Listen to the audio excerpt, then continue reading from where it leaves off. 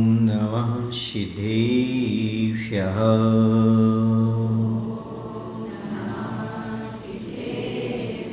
ॐ नमः सिद्धेभ्यः।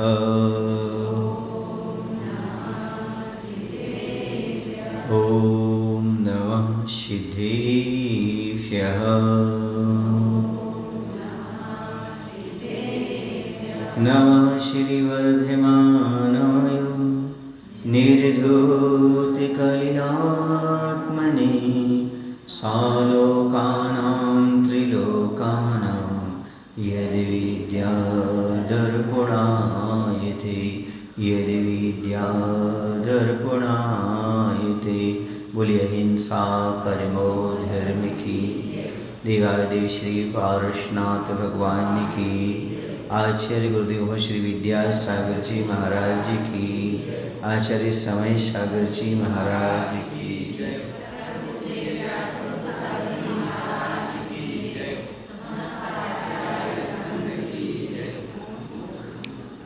ऐसा क्यों होता है? प्रश्न भी पैदा होता है। जब ऐसा होता है तो प्रश्न भी पैदा होता है।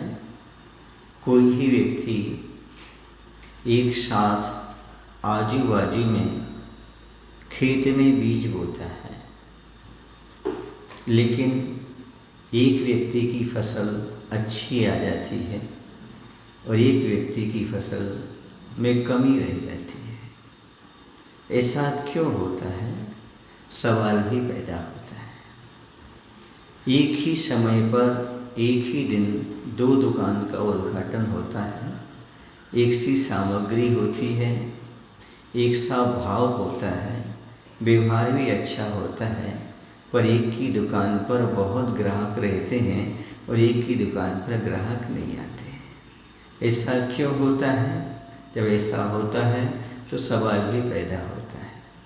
दो विद्यार्थी हैं, एक ही कक्षा में पढ़ते हैं, एक से टीचर से पढ़ते हैं, ट्यूशन भी एक साथ पढ़ते हैं, लेकिन एक का अव्वल नंबर पाना होता है, एक 50% भी नहीं ला पाता। ऐसा क्यों होता है? जब ऐसा होता है तो सवाल भी पैदा होता है। दो व्यक्ति हैं, एक सा भोजन करते हैं, एक सा व्यायाम करते हैं, पर एक स्वस्थ रहता है, एक अस्वस्थ होता है। ऐसा क्यों होता है? जब ऐसा होता है तो सवाल भी पैदा होता है। तो आचार्य कहते हैं इसके पीछे एक ही लॉजिक है। पुरुषार्थ सब करते हैं, पर जिसका पुण्य साथ देता है वह सफलता को प्राप्त हो जाता है, और जिसका पुण्य नहीं होता वह पुरुषार्थ करते हुए भी सफलता को प्राप्त नहीं कर पाता। पाप का उदय होने पर पुरुषार्थ ज़्यादा करता है और सफलता कम मिलती है, और पुण्य का उदय होता है तो पुरुषार्थ कम करता है, सफलता ज़्यादा प्राप्त होती है। इसमें पुण्य का सहयोग होता है। पुरुषार्थ करते हुए भी पुण्य की परम आवश्यकता पड़ती है। जो पूर्व कर्म के उदय से अभी वर्तमान में भले वह पुरुषार्थ नहीं कर रहे हैं, तो मखमल की गद्दी पर पड़े पड़े भोग भोग रहे हैं। जिनका पाप का उदय चल रहा है वह रात दिन मजदूरी करते हैं, फुटपाथ पर अखबार बिछा करके सोते हैं। पर याद रखना, पुण्य का फल भोगने जाते हैं तो पाप का बंध होता है, और पाप का फल भोगते हुए यदि अच्छे कार्य करते हैं तो पुण्य का बंध होता है। जब वो पुण्य का फल भोगने के लिए जाते हैं उसमें पुण्य तो वह भोगता है, लेकिन साथ ही साथ पाप कर्म का बंध भी करता है। कभी कभी पुण्य का फल भोगते भोगते आदमी की निद्रा समाप्त हो जाती है। सोने के लिए नींद की गोली चाहिए, जागने के लिए अलार्म चाहिए। सुने आप लोग कि नहीं? जो वर्तमान में पुण्य के फल को भोग रहे हैं और अमीर लोग हैं, उन्हें सोने के लिए नींद की गोली चाहिए, और जागने के लिए अलार्म चाहिए। एक गरीब आदमी होता है, वह फुटपाथ पर सो जाता है, उसे कोई नींद की गोली नहीं चाहिए। सुबह उठने के लिए भी उसे कोई अलार्म की ज़रूरत नहीं पड़ती, वह उठ जाया करता है। ये बात अलग है, सफलता के लिए पुण्य तो चाहिए, लेकिन पुण्य के उदय में यदि पुण्य नहीं करोगे तो सफलता आपके लिए असफलता जैसी लगेगी। सुविधा भी आपको दुविधा का कारण बनेगी। इसलिए आचार्य कहते जो कुछ आपको मिला है निश्चित है पूर्व का पुण्य का उदय है, लेकिन वर्तमान के पुरुषार्थ को मत भूलो। पुरुषार्थ लगातार करते चलो, वरना जो पुण्य का उदय है वो आगे चल कर के आपको दुख का कारण, पाप का कारण बन जाएगा और पापमय जीवन बना देगा। ध्यान रखना, गरीब आदमी उतना पाप नहीं करता जितना अमीर आदमी पाप करता है। समझ आ रहा ना? गरीब आदमी चोरी करेगा तो एक ट्रक में से एक कार्टून या एक डिब्बा बॉक्स लेकर आएगा, लेकिन बड़ा आदमी चोरी करके ट्रक का ट्रक गायब कर देगा। बोलो ना भाई मालूम नहीं पड़ेगा कब गायब हो गया, कैसा हो गया। समझ आ रहा है आपको? इसलिए कहते बिना पुण्य की सफलता तो नहीं मिलती, पर सफलता पाने के बाद पुण्य को टिकाए रहना बहुत कठिन होता है। जिस पुण्य के माध्यम से सफलता मिली है उस समय सफलता के बाद वह पुण्य बना रहता है क्या? जब तक बच्चों के लिए एग्ज़ाम देना होता है तो वह मंदिर आते हैं, प्रतिदिन आएंगे। जैसे एग्ज़ाम ख़त्म होते हैं मंदिर आना बंद, सफलता मिल गई अंदर आना बंद। सोचो, विचार करो, ये स्वार्थी फना है, ये धर्म नहीं है। आचार्य कहते हैं पुण्य वो है जो सदाबहार बनता रहे, जो सदाबहार आपके अंदर करने की इच्छा हो। बोलो समझ आ रहा? तो यहाँ पर ये कहा जा रहा है पुरुष का पुरुषार्थ तभी सफल हो, लक्ष्य को प्राप्त कर पाता है जबकि प्रकृति पुण्य कर्म का प्रेम अर्थात सहयोग से मिलता है। पुरुष के जीवन में प्रकृति का मूल्य सुनकर के परिवार ने संवेदन निवेदन किया है वैद्य से कि सेठ जी शीघ्र ही आरोग्य स्वस्थ हों, ऐसा उपचार करें। पूरा परिवार हाथ जोड़ के कर रहा है निवेदन वैद्यों से, जैसे भी बने वैसे हमारे सेठ जी के लिए क्या कर दो, स्वस्थ कर दो। आप जैसा निर्देश देंगे पथ्य का पालन 100% करूँगा। आप जैसा कहें जो कहें तो सब स्वीकार है, रोग का प्रतिकार हो। बस जैसा आप कहेंगे वैसा हम करने तैयार हैं, बस रोग ठीक हो जाना चाहिए। सारे परिवार के निवेदन कर रहे हैं। समझ आ रहा ना? हाँ, ऐसे मैं कहता हूँ जैसे डॉक्टर से अपने शरीर की बीमारी के बारे में निवेदन करते हो, डॉक्टर जैसा कहता है वैसा करते हो, वैसे गुरु के चरणों में समर्पित हो जाओ। जो तुम्हारी रोग दोष शोक आदि की बीमारी है और कह दो जैसा आप चाहो हमारे दोष निकाल दो, हम आपके प्रति समर्पित हैं, तो फिर तो कल्याण ही हो जाए जीवका। डॉक्टर को समर्पित होता है, पैसा भी देता है, समय भी देता है, पट्ठा, लेकिन मंदिर के लिए गुरु के लिए समय भी नहीं देता है, वो समर्पित भी नहीं होना चाहता है। शरीर की अस्वस्थता दिखती है, मन की अस्वस्थता नहीं दिखती, रोग दिखता है, दोष नहीं दिखता। और दोष क्यों, रोग क्यों आया? दोष के कारण। दोष निकल जाएगा तो रोग अपने आप समाप्त हो जाएगा।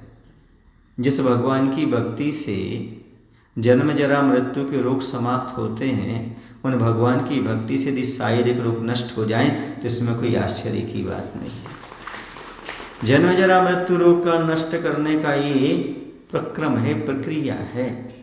बहुत सारे आत्माओं ने भगवान की भक्ति करके जन्म जरा और मृत्यु के रोग को नष्ट किया है। आप संसार के रोगों को नष्ट करने की भावना मत करो, भगवान से कहो कि भगवान जैसे आपने जन्म जरा मृत्यु रूपी रोग को नष्ट कर दिया वैसे रोग हमारे भी समाप्त हो जाएं। ये बड़ी चीज़ मांगो, कहते हैं आसमान को मांगो, सूरज को मांगो, तारे तो मिल ही जाएंगे। ऐसी भगवान से जन्म जरा मृत्यु का नाश मांगो और शरीर के रोग तो अपने आप नष्ट हो जाएंगे। एक काम नहीं करो। समझ आ रहा है आपको? हाँ, तो यहाँ पर ये कहा जा रहा है यहाँ पर कि उन्होंने सबने निवेदन कर दिया, वो समर्पण हो गए। याद रखना, बिना समर्पण के कोई भी इलाज नहीं होता, रोग का हो या दोष का हो। दोनों निष्कासित जब होते हैं, जब डॉक्टर और गुरु के अनुसार चला जाता है। अब तुम डॉक्टर से दूर भागो तो तुम्हारे रोग ठीक हो जाएंगे क्या? मैं नहीं जाना चाहता, मैं नहीं जानना, तो मैं स्वस्थ हूँ, मैं स्वस्थ हूँ। याद रखो, रोगी का इलाज होता है, पागल का नहीं। रोगी का इलाज इसलिए होता है, रोगी अपने रोग को स्वीकार करता है। पागल कहता है मैं नहीं पागल, तू पागल, तेरा बाप पागल। पागल अपने को कभी पागल नहीं मानता। पूछूं आपसे, आप लोग पागल हैं? अभी आप कहेंगे नहीं है, क्योंकि पागल अपने को पागल कहने तैयार ही नहीं होता कभी। समझ आया ना? आप पागल हैं? नहीं। देखो ना, आपने कह दिया नहीं है, हो नहीं। पागल कभी अपने को पागल कह ही नहीं सकता। रोगी, आपको रोग है, अभी बोल देगा हाँ महाराज है, लेकिन पागल कभी अपने आप को पागल बोलने वाला नहीं है। एक पागल था, डॉक्टर से बोल रहा, डॉक्टर आप बहुत अच्छे लगते हो। बोले क्यों? बोले आप हमारे जैसे हो। सुने ना, पागल को ही पागल जैसा समझता है, अपने जैसा समझता है। तो इलाज किसका होता है? रोगी का, पागल का नहीं। समझ रहे सत लगा वालों? हाँ, पागलपन छोड़ो, समझो कि हमें आखिरकार रोग को दूर करना है और कोई वैद्य हमारे सामने है ताकि हम रोग को दूर कर सकें। अब आगे कहते हैं, इस प्रकार की बात यहाँ पर हो गई और पुरुष प्रकृति की बात भी यहाँ पर अच्छी तरह से हो गई। होने के बाद अब क्या होता है कि वह कहता है कि पूरा परिवार हमारे सेठ जी कैसे हो जाएं? निरोगी हो जाएं। राशि की चिंता ना करें, मान सम्मान के साथ वह तो मिलेगी ही। पुरुष की सेवा के लिए सदा तत्परा मिलती जो दासी सी छाया की ललित छवि सी। और पूरा परिवार कह रहा है, हे डॉक्टर, हे वैद्य गणों, पैसे की चिंता मत करो, मान सम्मान के साथ वह तो प्रदान की ही जाएगी। वह तो पुरुष की सेवा में तत्पर ही है, दासी के समान पढ़ने वाली छाया की मनोहारी शोभासी। क्या कह रहे? डॉक्टरों से कह दिया, चिकित्सकों से कह दिया, आप तो जैसे बने हमारे सेठ जी को स्वस्थ करो, पैसे की चिंता मत करो, वो तो सेवा में लगी हुई है। लक्ष्मी जितनी चाहो उतनी, कैसे? छाया के समान, जैसे शरीर की छाया होती है। समझ आ रहा है ना? बहुत अच्छी उपमा दी आचार्य ने। ये जो संसार की माया धन दौलत होती है, वो शरीर की छाया की तरह होती है।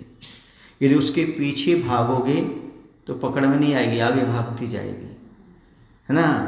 और यदि पीठ दिखा दोगे तो पीछे पड़ जाएगी, और यदि खड़े हो जाओगे तो चरणों में गिर जाएगी। यह है संसार की माया, धन दौलत की दशा। इसके पीछे जितने भागोगे वो दूर जाएगी, आपके पास आएगी नहीं। पीठ दिखा दोगे पीछे पड़ जाएगी, शरीर की छाया, ऐसी संसार की माया। और जब खड़े हो जाओगे तो पैरों में गिर जाएगी। भगवान की यहाँ श्री लक्ष्मी समोषण के रूप में खड़ी हो जाती। ये क्या है?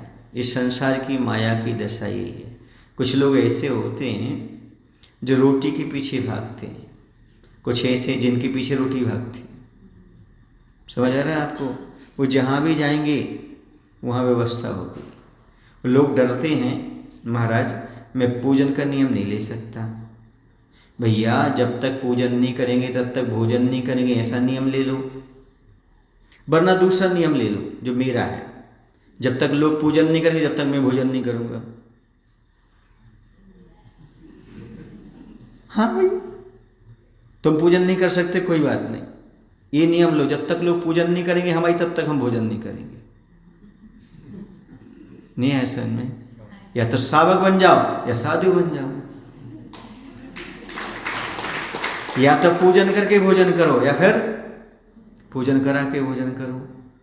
अब बोलो भैया, जब आप पूजन करोगे भगवान की फिर भोजन करोगे तो स्वास्थ्य है ना, जब चाहो जब कर लो, जब भोजन कर लो। लेकिन ये तो पराश्चित है, जब तक कोई करेगा नहीं जब तक भोजन नहीं करेंगे। फिर भी हमारा अभी तक चल रहा है, जंगलों में भी चलता है, कहीं भी एक घर भी ना हो गांव जैन तो भी चलता है।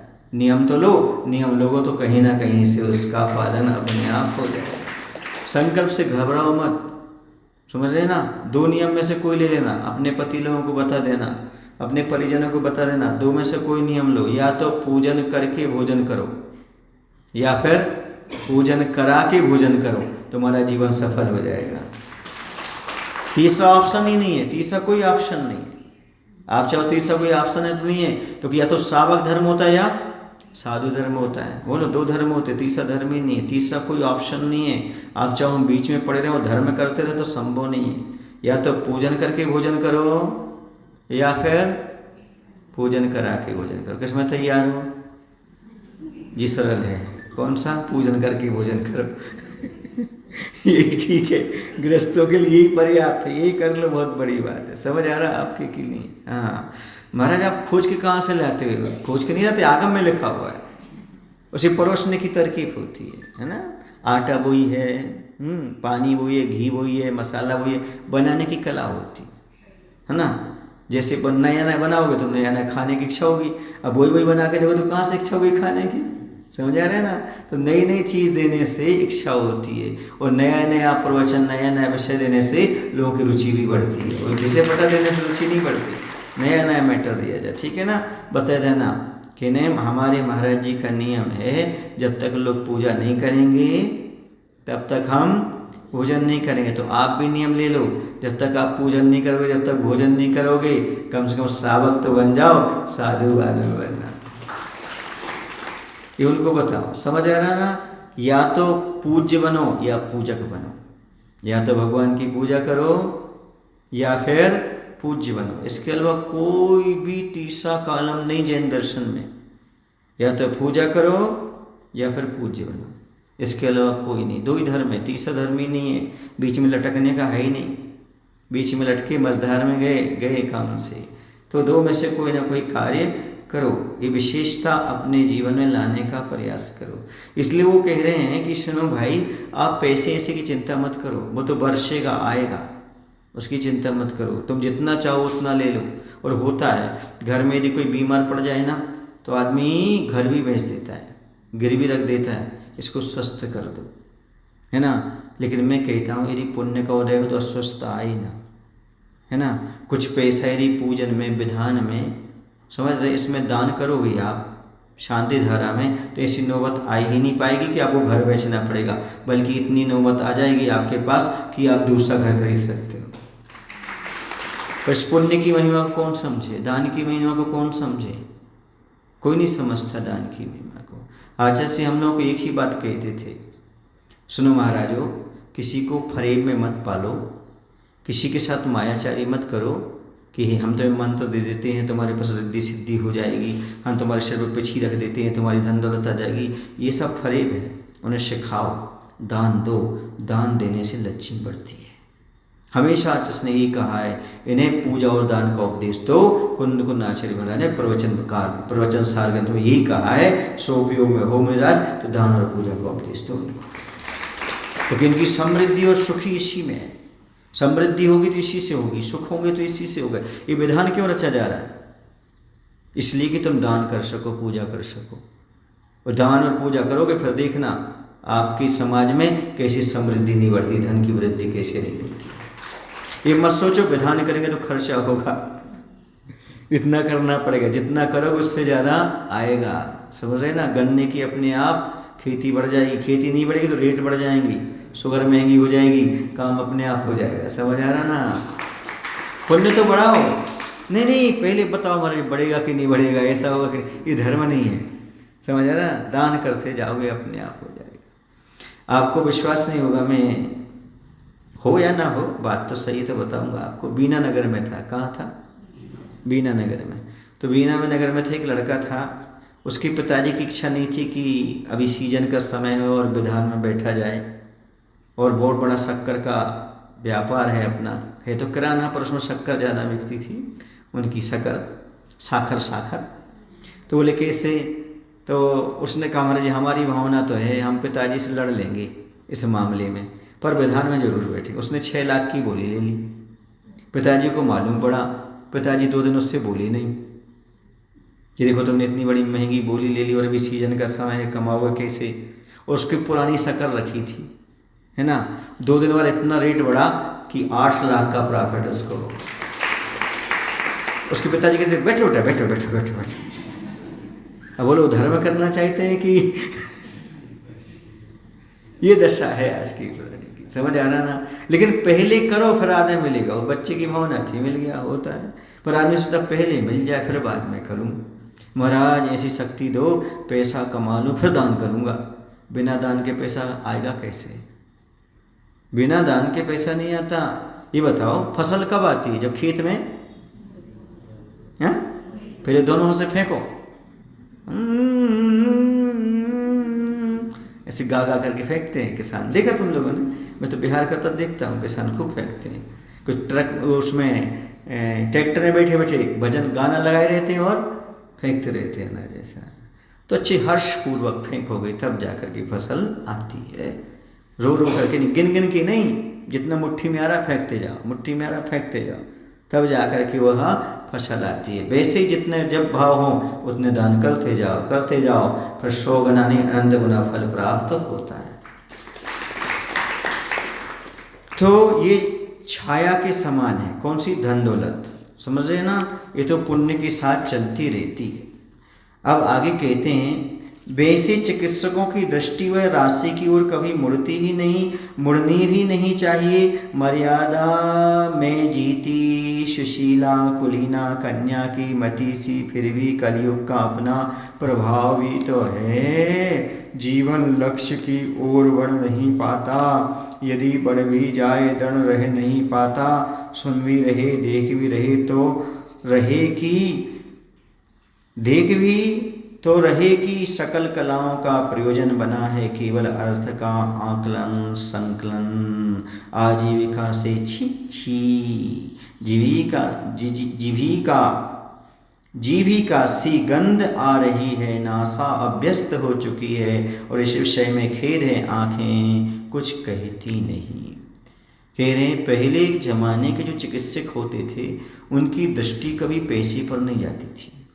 वो पैसे के लिए इलाज नहीं करते थे। वो ये कहते थे हम इनका इलाज कर रहे हैं, हम दवा दे रहे हैं, भगवान वर्ष ठीक हो जाएगा। वो कभी पैसे नहीं मांगते थे। समझ रहे ना? पहले के वैद्य पैसे लेते भी नहीं थे, मात्र उपकार की दृष्टि से काम करते थे। इसलिए तो डॉक्टर को, वैद्यों को भगवान कहा जाता था। अब भगवान नहीं कहा जाता तो दुकान हो गई। हर जगह जहाँ देखो वहाँ वैद्य, डॉक्टर और डिस्पेंसरी हो गई। और सब में किसका? पैसे की होड़ लग गई आजकल। तो नकली दवाई वसीले, इससे कोई मतलब नहीं। आदमी मर रहा है, जी रहा, कुछ नहीं, आज तो क्या चाहिए? पैसा। कोरोना काल में देखो ना, नकली दवाइयाँ कितनी बिकी। तो पहले वैद्य जो थे वह कभी भी दृष्टि नहीं रखते थे। आचार्य भगवान कह रहे हैं उनकी दृष्टि कभी धन पर जाती ही नहीं थी। वैद्य हुए, उपचारक हुए, उनकी दृष्टि मान मर्यादा में जीने वाली, सुंदर चारित्र वाली कुलवंती नारी कन्या की बुद्धि के समान ही धन की ओर जाती ही नहीं चाहिए। जैसी कुलवानी नारी होती ना, अपना काम करके चुपचाप आ जाती, यहाँ वहाँ नहीं झांकती, नहीं देखती, उसकी दृष्टि ऊपर नहीं जाती, अपना काम किया, नीचे दृष्टि रखी और अपने घर आ जाती।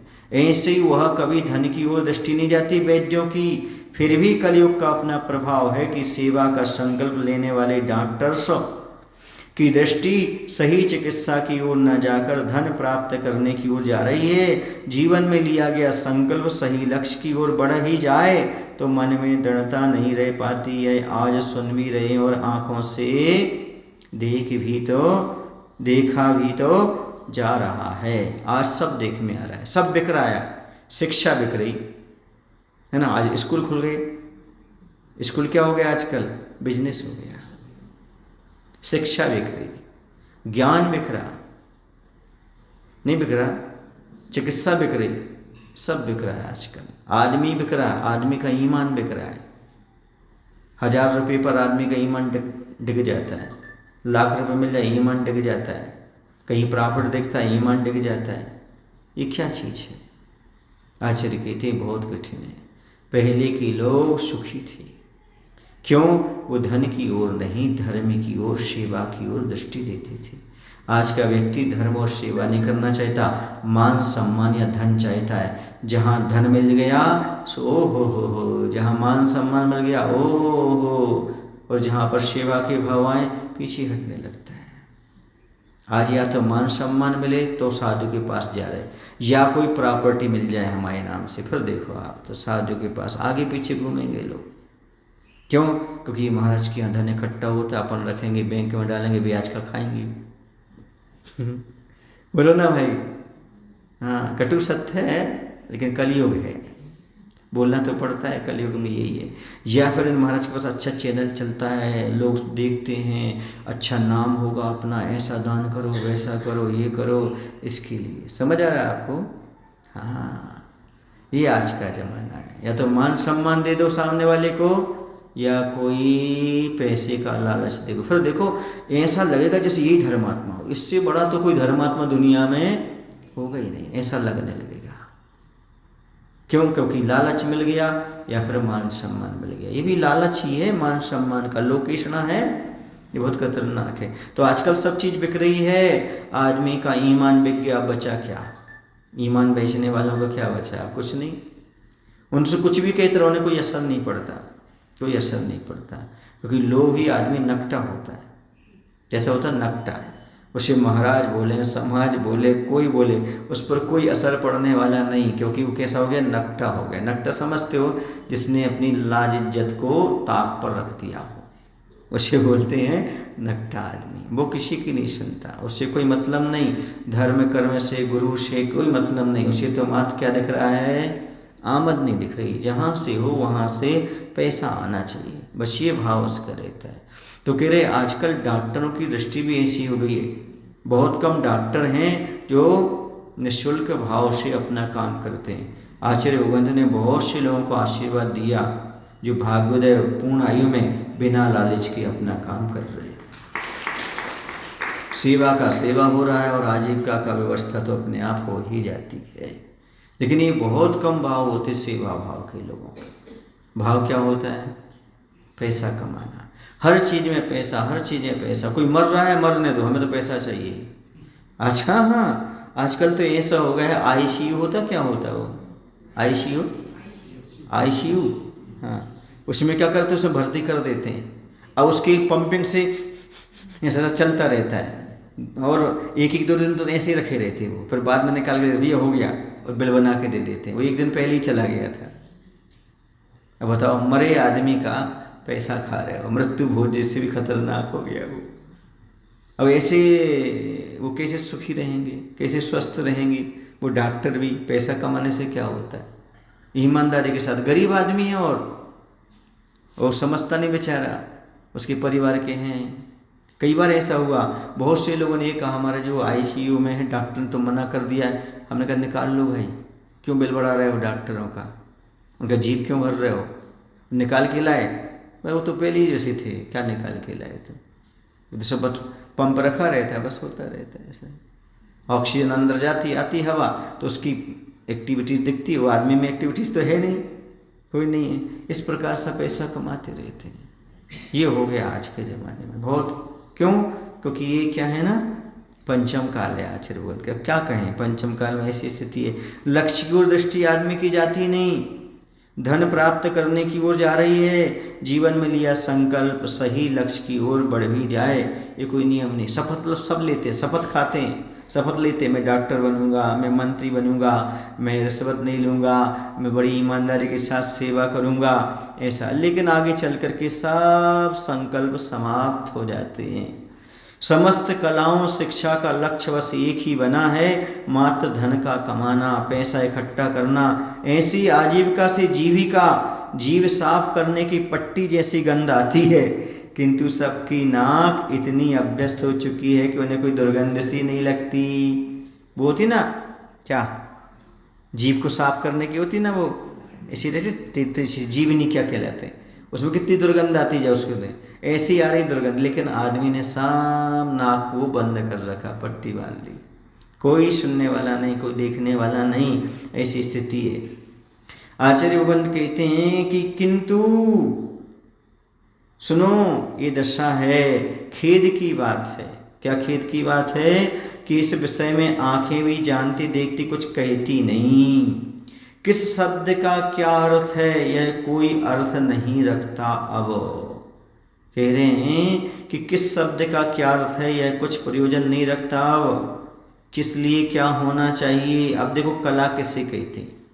जैसे किसी की चिकित्सा कला है, वैद्य की कला है, ये भी कला है।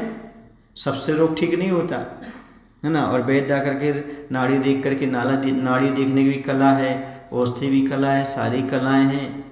तो कहते कला किसे कहते हैं? सुनो अब, कला शब्द क्या है?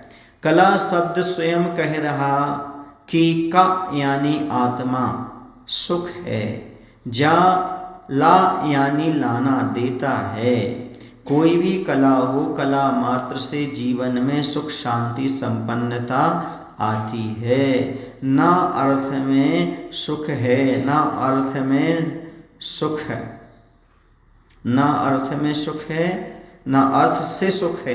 बेसिक लोभ लिप्सा से दूर परिवार के मुख से कला विषय कथन सुन चिकित्सक दल सचेत हुआ, जिसे देख कर परिवार भी प्रासंगिक परिचर्चा में पर्याप्त परिवर्तन लाता है और कुछ निवेदन करता है कि अब देखिएगा यहाँ पर कला का अर्थ जिसने खोला।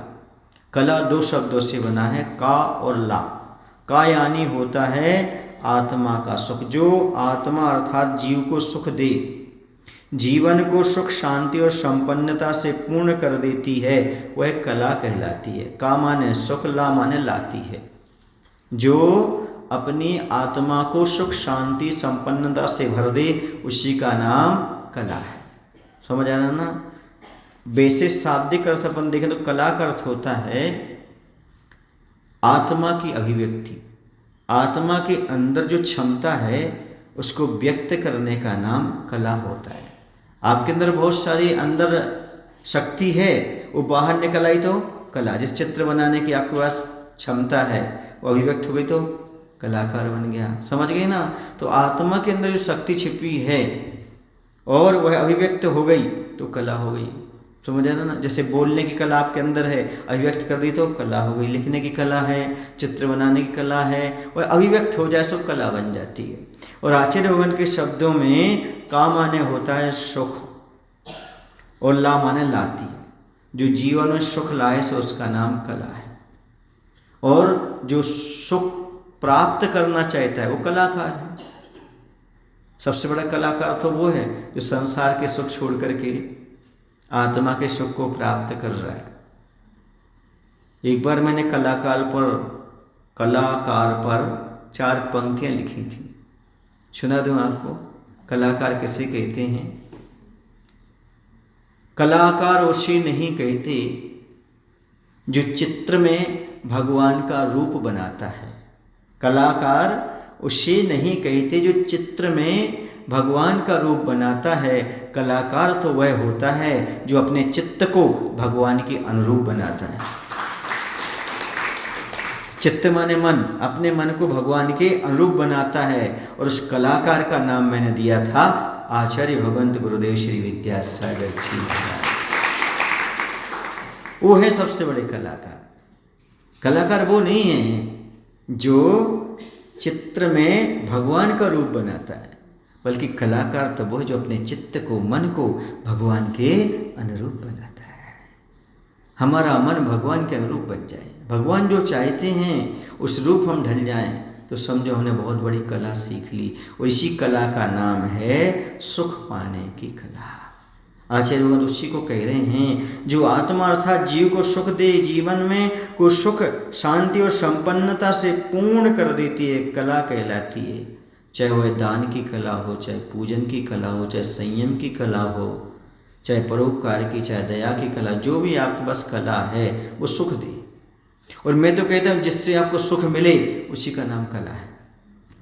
कौन सा सुख? अंतरंग संतुष्टि, मन को शांति मिले, मन को संतुष्टि मिले, अपने अंदर संपन्नता आ जाए, आहा प्रसन्नता से अपना मन गदगद हो जाए, उसी का नाम कला है। ये कला आज कोई देखना नहीं चाहता। अब आचार्य भगवान कहते उसके आगे कि सुनो, उस कला को आप चाहे कोई भी नाम दे दो, वो अलग चीज़ है। चाहे तुम गायन कला कह दो, चाहे कोई भी कला कह दो, उसकी बात अलग है। लेकिन उसका क्या होना चाहिए उद्देश्य? उसका उद्देश्य मात्र होना चाहिए सुख की प्राप्ति। समझ आ रहा? ये सारी बातें कह रहे हैं। कला मात्र जीवन सुख शांति संपन्नता आती है। ना अर्थ में सुख है, धन दौलत में सुख नहीं है। वास्तव में ना तो धन में सुख है और ना ही धन से सुख है। क्या? न धन में सुख है और न धन से सुख है। क्यों नहीं है? कारण कि धन तो सुख में निमित्त मात्र है। कैसे निमित्त है? वही भी जब भीतरी परिणति साता वेदनी आदि पुण्य प्रकृति का उदय हो, मन स्वस्थ हो तभी, वरना नहीं। बेसिक लोभ लिप्सा से दूर ऐसा हो तो देखो, साता की सामग्रियां होना अलग है और शाता होना अलग है। सो सामग्रियां प्राप्त होना अलग है और अंदर शाता होना अलग है। जैसे किसी के घर में सारी व्यवस्थाएं हैं लेकिन मन में कोई विकल्प चल रहा है, कोई अंदर टीस पड़ी हुई है। बोलो ये सुख देगा सारी चीज़ें क्या? बोलो उस समय सब चीज़ें भार लगने लगती है। साउंड चल रहा हो और आपको कोई बहुत बड़ा दुख हो, कैसा लगता है आपका? बच्चा मोबाइल चलाता, टीवी चलाता, बंद करो, तो मैं टीवी देखने की पड़ी है, हमारे प्राण रख ले जा रहे हैं। बोलो भाई होता कि नहीं होता? फिर ये सुख सामग्री जो लाके रखी थी उनका क्या हुआ? सब गया, बेकार, कोई मतलब नहीं। इसलिए कह रहे धन जो है ना वो सुख नहीं देता।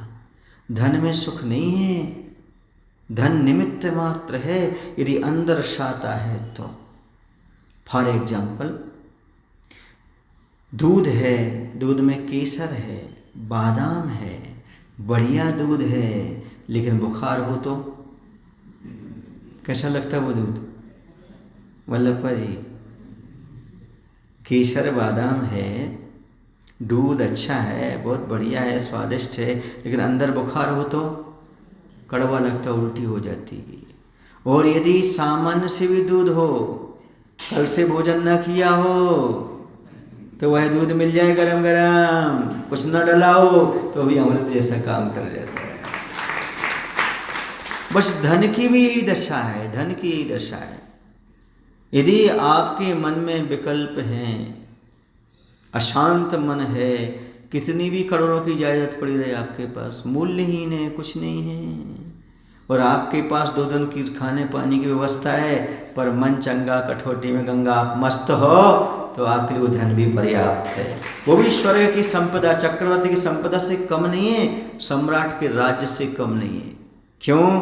क्योंकि आपका मन स्वस्थ है। वो आपकी धन दौलत भी बहुत बड़ी है, और वो राजाओं का राज भी कोई काम का नहीं। धृतराष्ट्र से पूछो कैसा तड़पता था वो, इतना बड़ा राज्य है ना, 100 बच्चे हैं, लेकिन राउंड लगा रहा है, यहाँ से वहाँ, वहाँ से वहाँ, वहाँ से वहाँ, एक मिनट की चैन नहीं। ये संपत्ति है क्या? ये सुख दे रही क्या? अंदर शांति होना चाहिए। क्या होना चाहिए? ये बाहर का धन कुछ भी नहीं देता। अरबपति करोड़पति तड़प तड़प करके चले गए, पानी पिलाने वाला नहीं मिला, मिल भी गया तो शरीर में अंदर गया नहीं, चल दिया। ऐसी दशा है, समझ आ रहा है? इसलिए धन सो सुख ऐसी कल्पना कभी मत करना, निर्धनता सो दुख ऐसी कल्पना मत करना। याद रखो इस संसार में कोई निर्धन नहीं है। जो मन से निर्धन है वो निर्धन है, और जो मन से अमीर है सो अमीर है। गरीब वो नहीं होता जिसके पास धन नहीं होता, गरीब तो वो है जिसके पास संतोष नहीं होता। और इस संतोष तो वो पारस पत्थर है, जिस वस्तु को छुएगा उसे सोना बना देगा। इसे संतोष रखो अपने पास, सबसे बड़ा धन है संतोष। प्राप्त है, पर्याप्त है, इसी का नाम संतोष है। ज़्यादा लालसा मत करो, आपाधापी में मत पड़ो। कमाओ तो, लेकिन नहीं ज़्यादा आता है तो आकुलता पैदा मत करो। ठीक है भैया, जितना मिल गया उतना ठीक है। पुरुषार्थ मत भूलो, पुरुषार्थ तो करो, पर नहीं मिलता है तो अपने मन को कुंठित मत करो, विकल्प संकल्प में मत जियो। इसी का नाम है प्राप्त सो पर्याप्त, इसी का नाम है सबसे बड़ा धन संतोष। ये रख करके चलो तो आपके जीवन में आनंद आएगा। ये बेसिक लोभ लिप्सा, विषयों की लोभ लिप्सा तो हमारे लिए परेशान करती है। तो कहते परिवार के मुख से कला संबंधी व्याख्यान सुन करके चिकित्सक दल भी अपनी बात अब रखते हैं, कुछ निवेदन करता है। उससे पहले बीच में हो माटी का कुंभ बोल पड़ा, जहाँ तक पथ्य की बात है सो जब सब चिकित्सा शास्त्रों का एक ही मत है, बस पथ्य का सही पालन हो तो औषधि की आवश्यकता नहीं ही नहीं, और यदि पथ्य का पालन नहीं हो तो भी औषधि की आवश्यकता नहीं। अब घड़ा क्या बोल रहा है, यदि आप पथ्य का पालन करते, पथ्य समझते हो जिससे रोग ठीक होता है, वो होता है पथ्य भोजन पानी, और कुपथ्य कौन, जिससे रोग बढ़ता है। मान लो किसी को खांसी चल रही है और दही खा रहा है, ये कुपथ्य हो गया। क्या हो गया, कुपथ्य हो गया। और यदि वह ये सब दही वगैरह नहीं खा रहा है तो पथ्य का पालन कर रहा है। किसका पालन कर रहा है, पथ्य का। तो कहते जो पथ्य का पालन करता है उसे औषधि की जरूरत ही नहीं है, और जो कुपथ्य का पालन कर रहा है उसे भी औषधि की जरूरत नहीं है। क्यों नहीं है, क्योंकि जो पथ्य का पालन कर रहा है उसे औषधि ना भी दो तो भी स्वस्थ हो जाएगा, और जो कुपथ्य का सेवन कर रहा है उसे औषधि दे दो तो भी उसका कुछ भी भला होने वाला नहीं, रोग ठीक होने वाला नहीं है। समझ आ रहा ना। आचार्य कहते हैं इस चीज को समझने का प्रयास करो बंधु। जिस संपदा से पाप आ रहा है वो संपदा किस काम की, और जिस संपदा से पाप रुक रहा हो तो भी संपदा की क्या जरूरत। क्या कह रहे हैं, आपको धन दौलत की जरूरत क्या है, क्योंकि पाप का आश्रय हो रहा है। और महाराज को धन दौलत की क्या जरूरत, उनके तो क्या हो रहा है, उनके तो पाप का असर हो गया है। समझ आ रहा है। जिनका पाप का असर हो गया उन्हें धन की जरूरत नहीं, और जिनका पाप का असर हो रहा है उन्हें धन की क्या जरूरत, उससे तो पाप का आश्रय हो रहा है ना। समझ आ रहा है। हाँ, जो पाप का आश्रय कराए सो ऐसा धन किस काम का, और जिनको पाप का असर हो गया उन्हें धन किस काम का। धन कोई काम का ही नहीं लगता मुझे तो। ऐसे ही औषधि कोई काम की नहीं, यदि पथ्य का पालन हो रहा है तो औषधि की आवश्यकता नहीं है, और यदि पथ्य का पालन नहीं हो रहा तो औषधि लेते भी जाओ तो कुछ भी होने वाला नहीं है। समझ आ रहा ना। जो उसको आवश्यकता वो मिल नहीं रहा तो स्वस्थ होए कैसे। किसी को रेस्ट चाहिए, किसी को सावधानी चाहिए, अब वो मिल नहीं पाए तो कैसे मिले, बोलो ना। समझ आ रहा आपके कि नहीं। हाँ, अब किसी को पैर में दर्द है, अब वो डॉक्टर कहता है खड़े नहीं होना, आपको चलना नहीं है, मोड़ना नहीं है, उसके बिना सामने वाला काम ना चले तो हो कैसे, बताओ। हाँ, बड़ा मुश्किल होता है ना। अब उसी से सारा काम चलना हो, खड़ा भी होना हो, चलना भी हो, बैठना भी हो, तो कैसे चलता है। बेड रेस्ट तो संभव है नहीं है, टाइम तो लगता है। समझ आ रहा है आपको। औषधि देने मात्र से कुछ भी काम होने वाला नहीं होता। तो जिसको जो जरूरत है वो तो देना आवश्यक होगा, कभी काम बन सकता अन्यथा नहीं। समझ गए। चलिए, तो यहाँ पर यही बात कही है। वो कौन कह रहा है, कुंभ कह रहा है कि सही में पथ्य का पालन करो। जो जिस कारण से रोग हुआ है उसकी तो जानकारी लो। सेठ जी बीमार हुए क्यों, है ना, ये तो समझो। आप आकर के ऊपर से उपचार करो, उससे कोई मायना नहीं है। बीमारी किस प्रकार की उसे समझो, उसे निकालो, जब स्वास्थ्य लाभ होगा। और सही वैद्य वही है जो पथ्य की बात करे, कुपथ्य को त्याग करवाए, दवाई कम खिलाए। समझ आ रहा। आजकल एलोपैथी वाले कहते तुम्हें जो खाना सो खाओ, हमारी दवाई खाओ, परमानेंट आजीवन खाओ, जो खाना सो खाओ। समझ आ रहा ना। एक गोली परमानेंट, क्या बोलते हैं वो एलोपैथी वाले, हार्ट पेशेंट को, शुगर वालों को या ब्लड प्रेशर वालों को, ये गोली खाओ, कुछ भी खाओ, दिमाग छोड़। ये है, तो ऐसा नहीं है। और आयुर्वेद में पहले क्या किया जाता है, जिन चीज़ों से रोग बढ़ता है उन पर कंट्रोल करो, तभी जा कर के होता है। अब कंट्रोल करने के बाद भी रोग बढ़े, समझो भी असाता चल रहा है। क्या चल रहा है, धीरे धीरे असाता आपका दूर होगा होगा होगा होगा। और पंचम काल है, अपन ने पंचकाल में जन्म लिया है, पहले पाप बहुत किए हैं तभी तो लिया है। हाँ, क्योंकि पहले के लोग जो है ना पंचम काल को अच्छा नहीं मानते थे। बताते हैं किसी ने अपनी पति को छोड़ करके, कोई महापुरुष दूसरी नगर जाने लगा, तो पत्नी ने कहा पता नहीं तुम लौट के कब आओगी, आओगी भी कि नहीं आओगी। तो उसने कहा यदि मैं लौट के नहीं आऊँ तो मेरा जन्म पंचम काल में हो। समझ रहे। उसने क्या कह दी, मैं लौट के नहीं आऊँ तो मेरा जन्म कहाँ हो, पंचम काल में हो। जैसे अपन बोलते हैं ना, मैं ऐसा नहीं करूँ तो मेरा मेरा नरक में जन्म हो, मैं नरक जाऊँ। तो पहले नरक को इतना बुरा नहीं माना जाता था जितना किसको बुरा माना जाता था, पंचम काल को बुरा माना। और देख भी रहे आज पंचम काल में क्या क्या नहीं हो रहा, क्या क्या नहीं हो रहा। बोलो ना, जो कभी सुना नहीं होगा ऐसी घटनाएं कहाँ सुनने को मिलती हैं, पंचम काल में। समझ आ रहा ना, ऐसा पंचम काल है। फिर भी मैं तो अपने आप को सौभाग्यशाली मानता हूँ, पंचम काल में तो जन्म हुआ है, पर गुरु विद्यासागर के काल में हुआ है। तो आज अपन कुछ कर पा रहे हैं, जन्म ध्यान कर पा रहे हैं, सही तो ये है। वरना पता नहीं कहाँ मिथ्यात्व में पड़े होते, क्या कर रहे होते, कौन सी स्थिति अपनी भी होती। पर गुरु महाराज ऐसे मिल गए जिन्होंने हमारे लिए सारा रास्ता बता दिया। ऐसे गुरु महाराज को नमस्ते करते हुए अपनी बात को विराम देता हूँ। बोली महावीर भगवान की जय। आज श्री गुरुदेव श्री विद्यासागर जी महाराज की जय।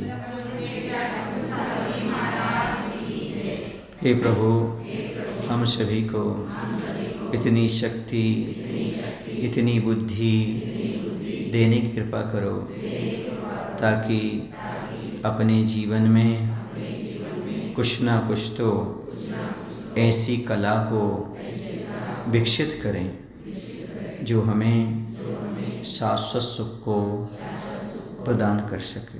नमो शिवाय।